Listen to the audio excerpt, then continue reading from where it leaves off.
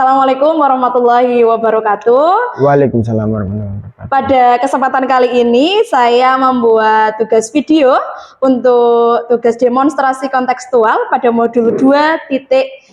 Nah, saya sendiri Sholly Umu Zulfa sebagai supervisor dari SMA Negeri 2 Rembang, dan di sebelah kanan saya Toto Mianto dari SMP Negeri 2 Kaliori sebagai kosi. Dan sebelah kiri saya Agus Setiawan dari SDN 1 Logede sebagai coach. Baik, untuk semuanya selamat menyaksikan. Assalamualaikum Pak Agus, selamat sore. Waalaikumsalam Bu Umu, selamat sore. Gimana kabarnya pada sore hari ini? Alhamdulillah baik. Kalau alhamdulillah sudah baik, kita hari ini akan mempraktekkan praktek coaching ya Pak ya.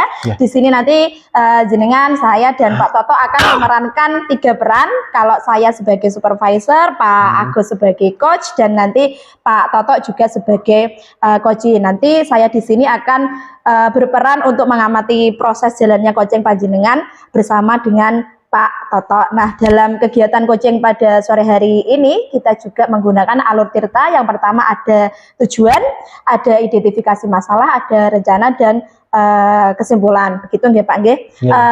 Dalam praktek coaching juga nantinya harus memenuhi syarat-syarat yang diperlukan dalam praktek coaching. Kira-kira kalau saya tanya lebih dalam lagi, Pak Agus nanti ingin mengembangkan kompetensi apa, Pak? Untuk pengembangan kompetensi, saya akan mengembangkan kompetensi yang pertanyaan berbobot, Bu. Oke, kalau Pak Agus ingin mengembangkan pertanyaan berbobot, nanti indikator apa yang ingin Pak Agus capai ketika kompetensi menggunakan pertanyaan berbobot ini nanti, Pak? Untuk indikatornya, untuk pertanyaan berbobot, saya bisa menggali permasalahan coaching yang sudah dialami. Kalau begitu, tadi jenengan sudah menginginkan kompetensi yang dikembangkan dan ditekankan adalah pertanyaan berbobot. Harapannya Pak Agus nanti ingin memunculkan ide-ide, dan juga si coaching ini nanti bisa memunculkan solusi dari masalahnya sendiri. Nah, pada coaching hari ini semoga nanti ada pencerahan dari coaching setelah coaching dengan panjenengan. Setelah ini nanti saya tidak akan berlama-lama, saya langsung mempersilahkan waktu sepenuhnya kepada Pak Agus dan juga Pak Toto untuk melakukan coaching. Begitu nggih Pak nggih? Ya, Bu. Selamat sore Pak Toto. Senang bertemu dengan Pak Toto. Selamat sore Pak Agus. Saya juga sangat senang sekali ya bertemu dengan Pak Agus. Hanya saja saya agak resah Pak. Pada saat ini saya agak resah karena apa Pak Toto? Kalau memang tidak mengganggu waktunya Pak Agus, saya mau ngobrol-ngobrol sebentar tentang masalah saya. Coba ceritakan Pak. Siapa tahu jenengan bisa mendapatkan solusi dari permasalahan yang sedang jenengan hadapi. Jadi begini Pak Agus, saya mengalami ada satu siswa saya di mana setiap mengikuti pelajaran saya, dia selalu kurang perhatian. Kalau ditunjuk nggak bisa, tapi kalau mengikuti pelajaran selalu tidak memperhatikan gitu loh Pak. Jadi saya kan, mengapa anak ini kok bisa seperti ini gitu loh Pak. Gitu. Jadi saya agak resah Pak. Nanti kalau hasil belajarnya nggak maksimal kan juga kasihan si anak gitu loh, maksud saya. Itu bagaimana sikap siswa ini pada saat pembelajaran di kelas Pak? Oh, kalau sikap siswa di kelas itu ya gitu Pak. Kalau saya fokus ke dia, itu dia ya anteng gitu Pak, menyimak. Tapi kalau dia lepas dari perhatian saya, itu terus kadang ngomong sendiri dengan temennya gitu ya.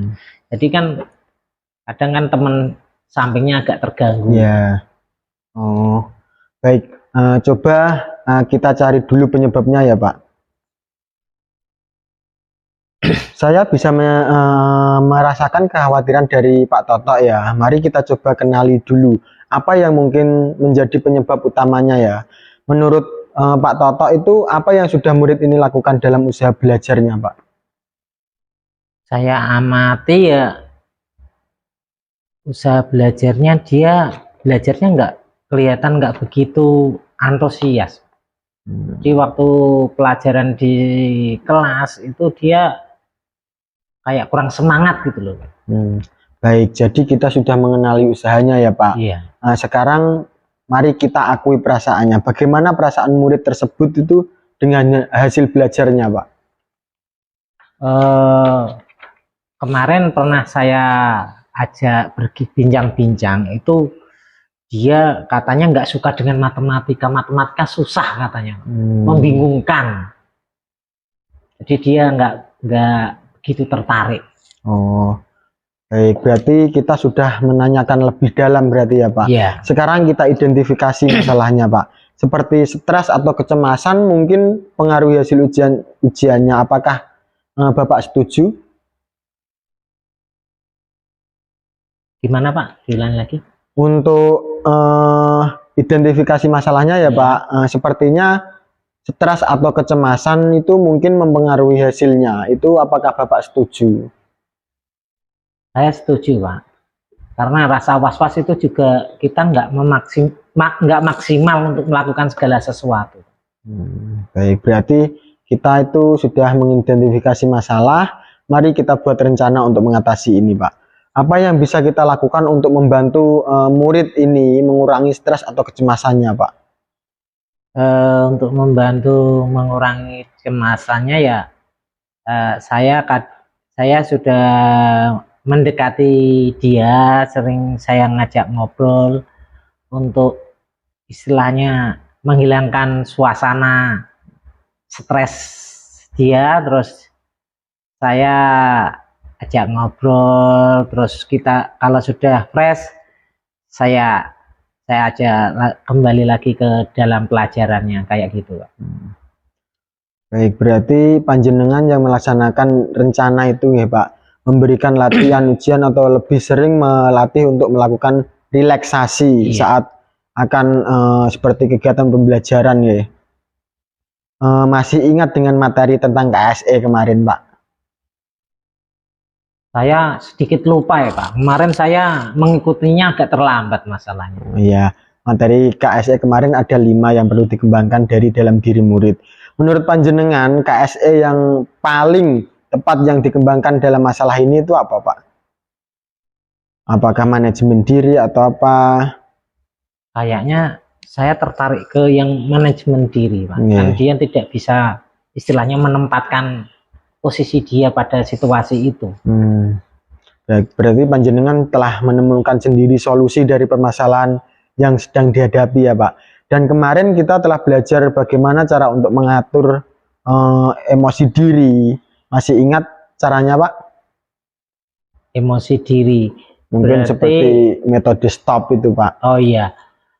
Jadi mungkin anak tersebut pada saat istilahnya ngeblank ya, stresnya tinggi ya, tingkat stresnya tinggi, itu bisa kita kondisikan dengan teknik stop dulu ya Pak ya, berhenti sebentar, terus apa namanya, mengatur manajemen diri lagi ya. Relax dulu, terus mengamati kondisi, terus kemudian lanjut pembelajaran kalau sudah tenang ya. Iya, berarti anak tersebut kemarin sudah saya ajak ngobrol, terus kemudian dia bisa tenang, terus berpikir.